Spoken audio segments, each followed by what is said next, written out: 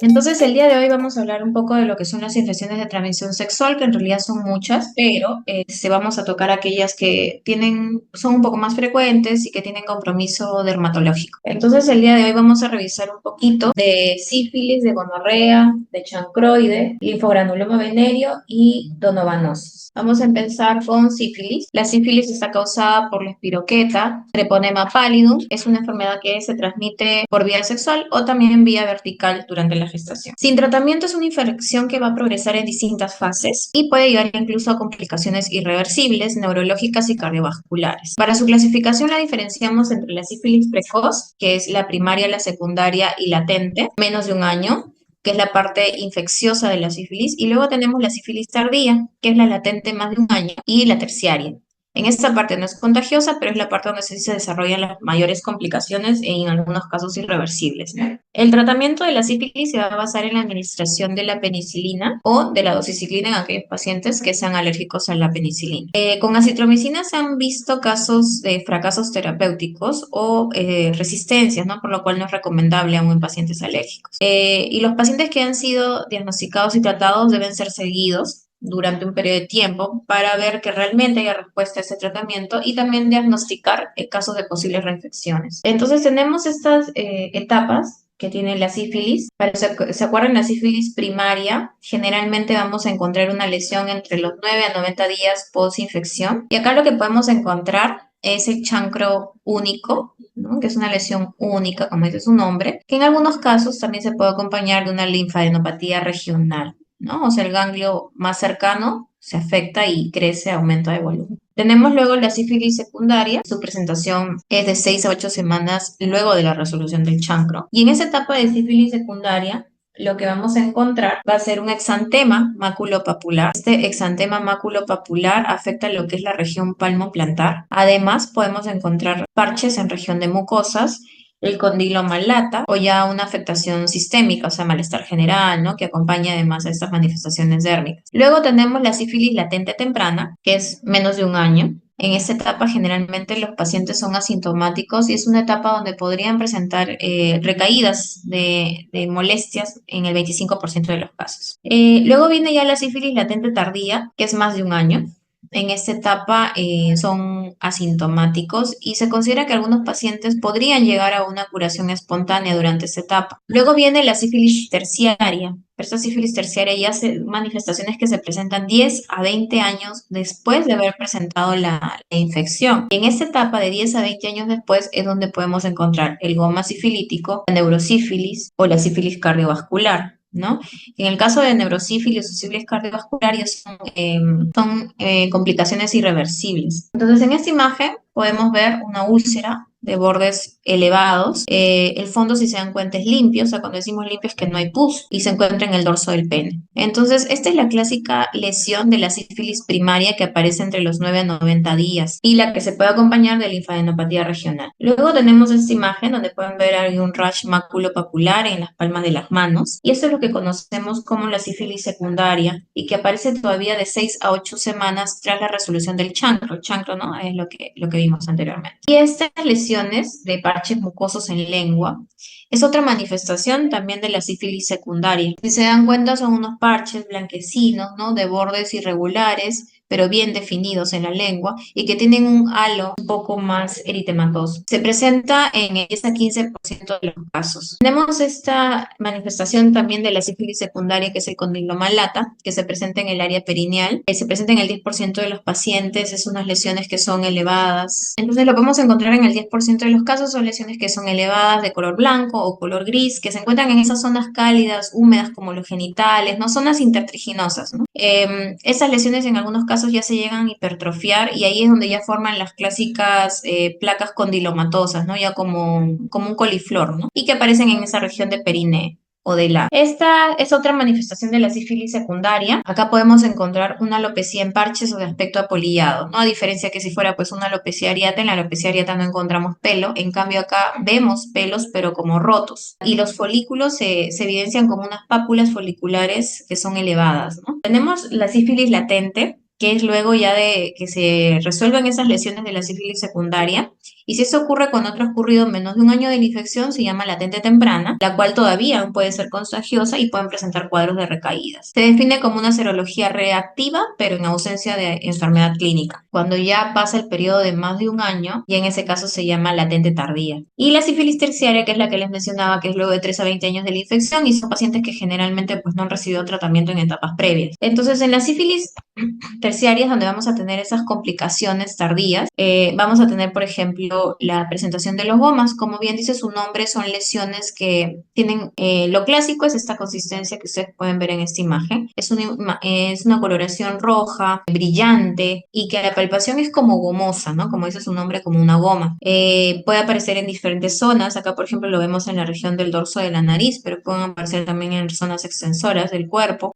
Son lesiones que son granulomatosas, pueden ser múltiples o difusas, pero en su mayoría aparecen solas, ¿no? Solitarias. Varían de tamaño, puede ir de una lesión muy pequeña hasta incluso lesiones de 10 centímetros o más. Se localizan en cara, mucosas, boca, tracto respiratorio, tronco, otros órganos. Zonas extensoras también. También podemos encontrar las gomas, pero con otra manifestación. La que vieron, que es la clásica, pero también hay aquellas que tienen una forma media policíclica, como pueden ver en esta imagen del abdomen, ¿no? Si ustedes ven, por ejemplo, esa imagen del abdomen, a ver, ¿quién me puede decir otro diagnóstico diferencial? Si no tuvieran el antecedente de sífilis. Miren esos bordes así como arciformes, ¿no? Elevados. Podría ser una tiña, ¿no?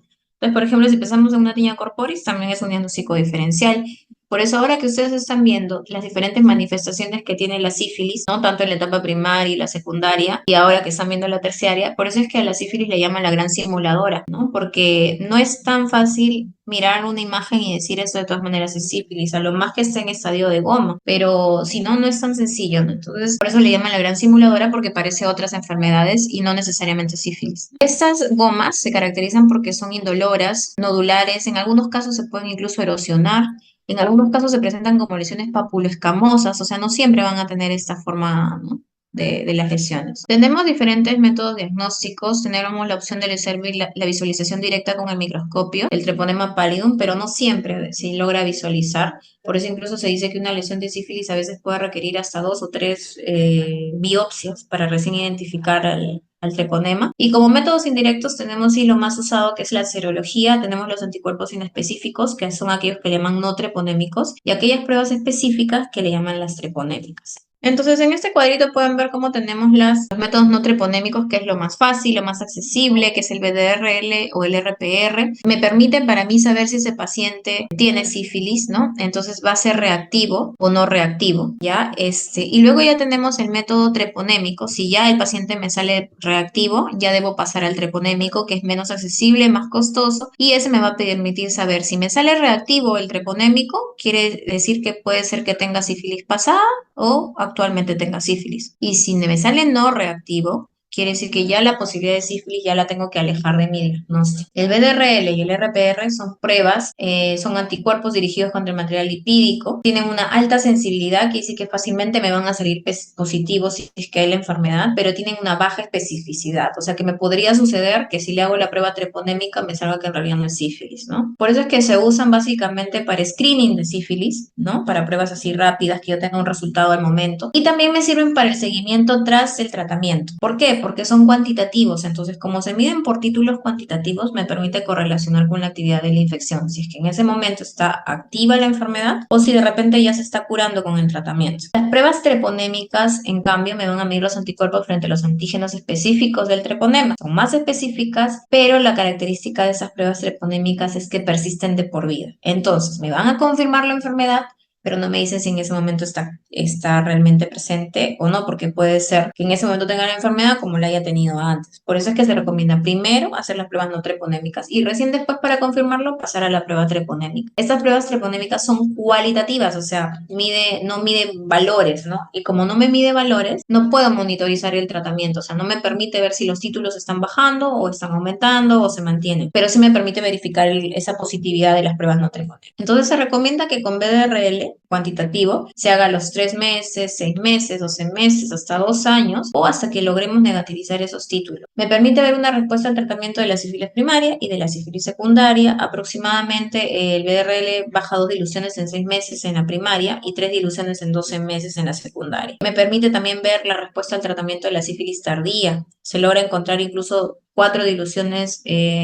menos en 12 a 24 meses. Y el tratamiento que tienen que acordarse de lo más común y frecuente que van a ver es de la sífilis precoz, la sífilis secundaria y la latente precoz, ¿no? Que son las etapas donde hay manifestaciones clínicas de alguna forma tempranas, ¿no? Entonces, en esta etapa, ¿el tratamiento cuál es? Penicilina G, benzatínica, 2.400.000 unidades intramuscular, y en aquellos pacientes que tengan alergia a la penicilina, ahí sí pueden optar por la opción que es la doxiciclina de 100 miligramos 2 veces al día, y esto por 14 días. Ya en casos como la sífilis latente tardía, casos de gomas, la afectación cardíaca, se recomienda dar la penicilina G benzatínica, pero ya como dosis semanal por 3 semanas. Y si hablamos de la neurosífilis, ya el tratamiento es la penicilina G sódica de 3 millones, 4 millones endovenoso, ¿no? Eso por 10 a 14 días. Y en el caso de sífilis congénita, también se recomienda la penicilina G sódica endovenosa. Ahora vamos a ver la gonorrea. La gonorrea es una enfermedad también infectocontagiosa causada por Neisseria gonorrheae. Es un diplococo gram negativo. El reservorio es exclusivo de los seres humanos. Puede infectar las mucosas del aparato genital después del contacto y es más frecuente entre los 15 a 24 años de edad. Y se ha visto que en Estados Unidos los afroamericanos son aquellos que tienen mayor tasa de infección. La transmisión, el huésped es el humano. La transmisión puede ser por vía sexual o vía vertical. En caso de vía vertical, estos pacientes desarrollan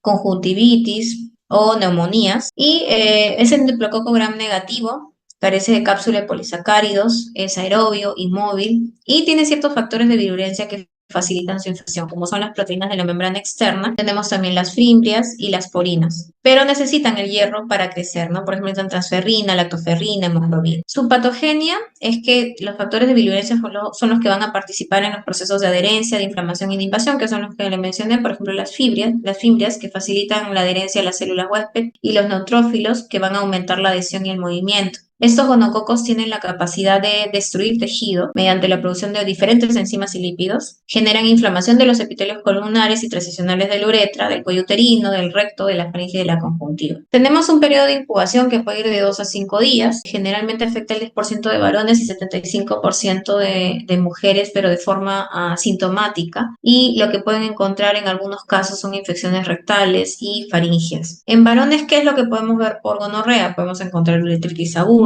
secreción uretral, disuria, y en el caso de las mujeres, una cervicitis mucopurulenta, una secreción vaginal, pero sin vaginitis o vaginosis, y disuria. En el varón, el 90% de los casos va a presentar una uretritis anterior aguda, como la que pueden visualizar en esta imagen. Además, se acompaña de disuria. Tienen secreción uretral, que es un color medio claro, purulento, edema en la zona del meato y balanitis. Y en algunos casos, foliculitis o celulitis en el muslo y abdomen. Y lo que presentan es pioderma, gonocócico o epididimitis. Las mujeres en el 75% cursan asintomáticas, pero cuando tienen molestias, lo que pueden encontrar es edema periuretral, uretritis, secreción cervical purulenta. Por ejemplo, en esta imagen pueden ver también una secreción vaginal, también presentan disuria, y se ha visto una asociación de infección de gonorrea que complica también las zonas superiores de la vía pélvica de la mujer, ¿no? Generando enfermedad pélvica inflamatoria, generan salpingitis e incluso una perihepatitis gonocócica, ya de forma ascendente. Tenemos también la gonorrea extragenital, que es más difícil de diagnosticar. En esta gonorrea podemos encontrar afección faringia, y lo que ven es una faringitis con eritema y secreción. Coexiste con infección genital, en cuyo caso va a ser mucho más fácil su diagnóstico. Y también existe la gonorrea rectal, que lo que van a ver es proctitis con dolor y secreción purulenta. En algunos casos ya se da la infección gonocócica, pero de forma diseminada, y en esos casos los pacientes pueden presentar un síndrome que se llama síndrome de artritis dermatosis gonococcemia, con un periodo de incubación entre 7 a 30 días de la infección de la mucosa afecta de 0,5 a 1% de los pacientes con gonorrea de mucosa. Y como factor de riesgo, o sea, que genere esta diseminación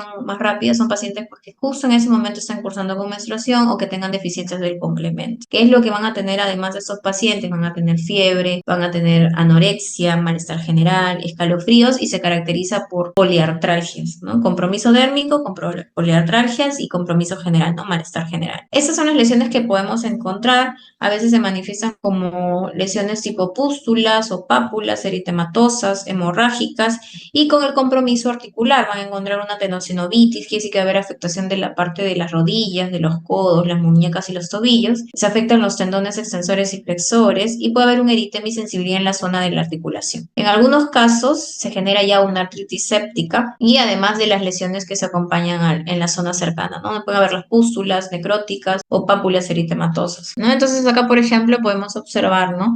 Como vemos, este es un nódulo, pero si ven con una base bien eritematosa y en esta parte ya vemos una lesión con una costra en su superficie y una base eritematosa. En cuanto al diagnóstico, identificar a la Neisseria gonorrhoeae en las secreciones de las mucosas, pero no siempre se les va a encontrar. Podemos encontrarlo por tinción de gran o azul de metileno. Y en cuanto al diagnóstico, están las técnicas que detectan el ARN o el ADN, que es el PCR para gonorrea. Y tenemos también técnicas de cultivo, pero no siempre el cultivo sale positivo. En cuanto al tratamiento, es importante recordar que si el paciente tiene infección gonocócica de cervix, uretra o recto, tienen que usarse ceftriaxona, 250 miligramos intramuscular como única dosis, más acitromicina, 1 gramo, también única dosis. Como régimen alternativo podría ser cefixime, pero en realidad lo que nosotros usamos es ceftriaxona. Más así. Si tienen la complicación de la generalización de esa infección y que ya tengan compromiso también de artritis más dermatosis, en ese caso el tratamiento es la ceftriaxona, pero 1 gramo intramuscular o endovenoso, ¿ya? Y esto más la citromicina igual 1 gramo. Ahora vamos a ver el chancroide. El chancroide es una infección de transmisión sexual causada por Haemophilus ducreyi. Se caracteriza porque tiene úlceras genitales agudas y adenitis genital, ¿no? Miren esta úlcera con un borde elevado, el fondo limpio. Se ha visto, según la OMS, que se presentan 7 millones de casos nuevos por año. Es frecuente en países en vías de desarrollo, sobre todo en áreas tropicales y subtropicales. En países donde existe alta tasa de prevalencia de chancroide, existe también alta prevalencia de VIH. En general, acuérdense, ¿no? Cuando un paciente tiene alguna infección de transmisión sexual, no VIH, siempre es necesario estudiar y descartar que no vaya a ser que también tenga VIH, ¿no? Porque generalmente son pacientes pues, que tienen una mala conducta sexual y por eso están ante ese riesgo. Se ha visto mayor predilección de sexo masculino que femenino, la edad de presentación generalmente entre 20 y 40 años y en estratos socioeconómicos bajos. Se da por contacto sexual en mujeres con úlcera genital, ¿no? Si tienen una lesión abierta, con mayor razón y mucho más fácil es el contagio. Mujeres que están infectadas y contagian hasta 45 días de estar presentes estas lesiones. El microorganismo, ¿qué es lo que va a hacer? Va a penetrar a través de defectos de la barrera epidérmica. Se desarrollan signos de inflamación debido a la infiltración de los linfocitos, macrófagos y granulocitos y se asocia a una linfadenitis regional debido a la propagación de la enfermedad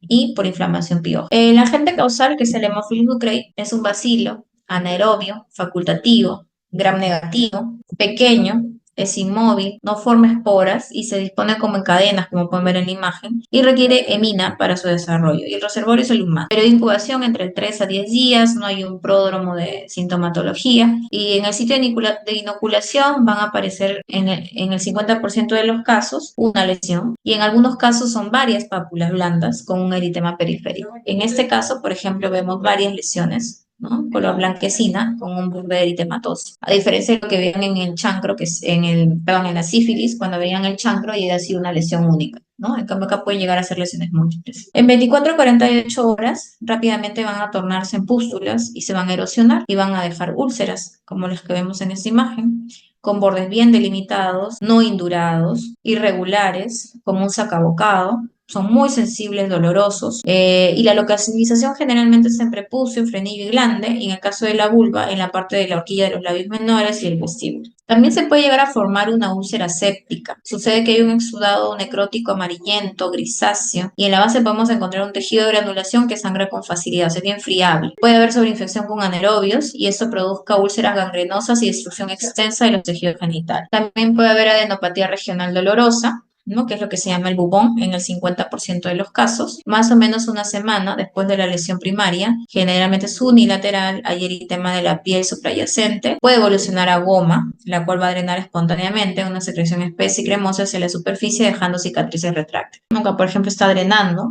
un contenido purulento. Cultivo requiere medios especiales y aparte es difícil aislarlo en todas las muestras. Se puede desarrollar en agar chocolate, vancomicina más agar sangre. Y el tratamiento del chancroide va a ser acitromicina, 1 gramo, dosis única. También puede ser ceftriaxona, 250 miligramos, dosis única. Ciprofloxacina, 500 miligramos, 2 veces por día, por 3 días, o eritromicina, 500 miligramos, 4 veces por día, por 7 días. El diagnóstico diferencial con aquellos que me presenten también úlceras genitales, ¿no? Como hemos visto sífilis, por ejemplo, herpes genital también, un linfogranuloma venéreo, granuloma inguinal, infecciones virales también como VIH, herpes zóster genital, infecciones parasitarias como leishmaniasis. Ahora vamos a ver el linfogranuloma venéreo. Es una infección de transmisión sexual que es infrecuente, está causada por clamidia. Acuérdense que está causada por Clamidia trachomatis. Afecta generalmente la parte, como dice su nombre, linfática, ¿no? Linfogranuloma, la parte linfática de la zona genitorrectal. Es endémica en África, en Asia, en India, América del Sur y Caribe. Tiene mayor afectación en el varón. Y los microorganismos entran en el cuerpo a través de aquellos efectos microscópicos de la mucosa y de la piel, van a llegar a los vasos linfáticos, lo cual va a hacer que se produzca esta linfangitis, perilinfangitis e infección de los ganglios linfáticos. El proceso inflamatorio se extiende durante varias semanas o meses y causa periodontitis y afectación de algunos ganglios linfáticos próximos. Estos pacientes pueden desarrollar además abscesos o que se fistulicen, ¿no? O incluso estenosis. La persistencia del microorganismo dentro de los tejidos puede durar muchos años. Manifestaciones iniciales,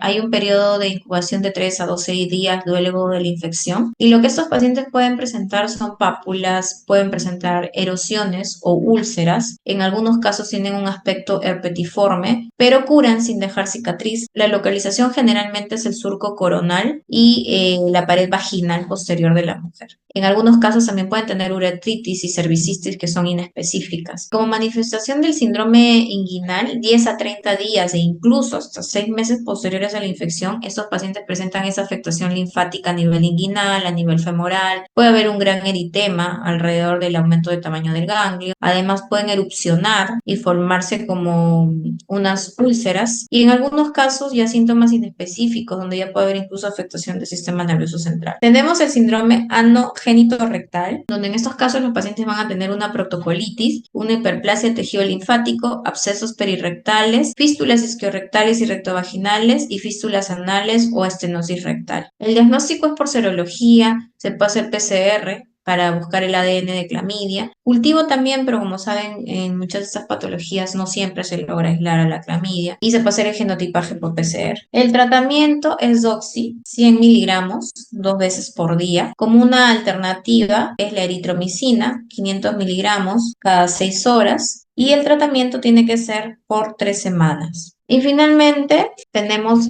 la donovanosis, también llamado granuloma inguinal. Es una infección que es bacteriana, que forma úlceras, es progresiva, es crónica, poco frecuente, pero que está causada por el bacilo Klebsiella granulomatis. La edad de presentación generalmente es entre 20 a 40 años, se ha visto más en Sudáfrica, en la India y Australia. Está causado, como les mencioné, por Klebsiella granulomatis, que es un bacilo gram negativo intracelular. La lesión primaria se puede presentar como una pápula, también se puede presentar como un nódulo que contiene células mononucleares con vacuolas citoplasmáticas llenas de microorganismos. Estas vacuolas pueden romperse y liberar cuerpos de Donovan bipolares que pueden ser cocoides, cocobacilares o bacilares. El periodo de incubación es 17 días, pero puede ir incluso desde un día hasta un año en que presenten lesiones. ¿Y qué es lo que van a encontrar? Pápulas, nódulos, que posteriormente se van a ulcerar. Acá en esta imagen, por ejemplo, logramos ver cómo se ve una úlcera con bordes elevados, eritematosos, la base limpia. Son lesiones que son indoloras y se extienden durante semanas. Suelen ser muy vascularizadas, lo que les da ese tono rojizo que ven también en el fondo, ¿no? Lo que hay es una destrucción extensa del tejido y una característica de la novanosis necrótica es que ahí tienen un exudado, pero sí con un olor muy desagradable. 20% de los casos pueden hacer lesiones inguinales y suele existir incluso afectación genital. Y la localización en el varón generalmente es prepucio, glande, frenillo frenillo, surco coronal y en las mujeres la zona vulvar. Como afectación extragenital en aquel lugar que se autoinocule, ¿no? Por contacto o lesiones secundarias por diseminación en la piel, ¿no? Acá podemos observar cómo se ha formado, ¿no? Esta úlcera grande y acá otra úlcera en la zona inguinal con, miren el color bien eritematoso, ¿no? Por la gran circulación que tiene. En cuanto al diagnóstico se hace por tinción de Gram, tinción de Wright, lo que podemos ver en el frotis de las lesiones activas o de la biopsia de la dermis. El tratamiento es acitromicina 1 gramo una vez por semana y como tratamiento alternativo tenemos también doxiciclina 100 miligramos 2 veces por día, trimethoprim sulfamethoxazol, cipro o eritromicina. Y lo importante es darles tratamiento hasta la curación de las lesiones. Muchas veces se ha visto que generalmente a la tercera semana ya mejoran en el caso de la donovanosis. Acá unas preguntas cortitas. Por ejemplo, ¿cuál de las siguientes afirmaciones no es cierta con respecto a sífilis, ¿no? El treponema pálido es un patógeno exclusivo del hombre. La sífilis primaria se define por el chancro y las adenopatías satélites. La rociola sifilítica es una característica del periodo primario de la sífilis. La sífilis secundaria es la expresión de la diseminación hematógena del treponema. En la sífilis secundaria predominan las manifestaciones de piel y mucosas. Ya yo les digo. Sífilis secundaria, ¿predominan manifestaciones de piel y mucosa? Sí. ¿La sífilis secundaria es la expresión de diseminación? Sí, porque ya pasó más tiempo, ya se diseminó y por eso se manifiesta ya con mayor clínica dermatológica, ¿no? Y de mucosas. La primaria sí, acuérdense que es el chancro único con su adenopatía satélites. Es patógeno exclusivo del hombre, se refiere al humano, ¿ah? No se refiere al varón. Acá la rociola sifilítica es una característica del periodo primario de la sífilis. ¿Qué hemos dicho que es en el primario? El chancro y la adenopatía. ¿La rociola sifilítica qué es? La rociola sifilítica es el sinónimo del exantema maculopapular palmoplantar que presentan en la sífilis secundaria. Señale que afirmación es falsa, periodo de incubación de la sífilis es de 10 a 90 días. El chancro en la sífilis se localiza en la zona de entrada del germen. El chancro sifilítico es una úlcera superficial bien delimitada, redondeada, indolora, indurada, de fondo limpio. El chancro sifilítico generalmente es múltiple y doloroso. Las adenopatías satélites se evidencian pocos días después del chancro y son múltiples, indoloras y móviles. ¿Cuál creen que puede ser la falsa? Acuérdense, chancro duele de sífilis, es la D. El chancro es único y no duele. Son las dos cosas que tienen que acordarse. Entonces esa es la falsa. Eso ya es para tema de resumen para ustedes porque tienen que acordarse sífilis, que lo ocasiona treponema pálido en su tratamiento, penicilina G benzatínica. La gonorrea, ¿quién la ocasiona? Neisseria gonorrea. Tratamiento ceftriaxona, dosis única intramuscular más acitro. Chancroide, el agente, el Haemophilus ducreyi. Tratamiento acitromicina, 1 gramo dosis única. Las otras son opciones de tratamiento también. Linfogranuloma venéreo, ¿quién lo ocasiona? Clamidia trachomatis. Tratamiento doxiciclina 100 miligramos 2 veces al día por 3 semanas. Donovanosis, granuloma inguinal, Klebsiella granulomatis y tratamiento acitromicina 1 gramo 1 vez a la semana. Eso es para que se acuerden y puedan repasar.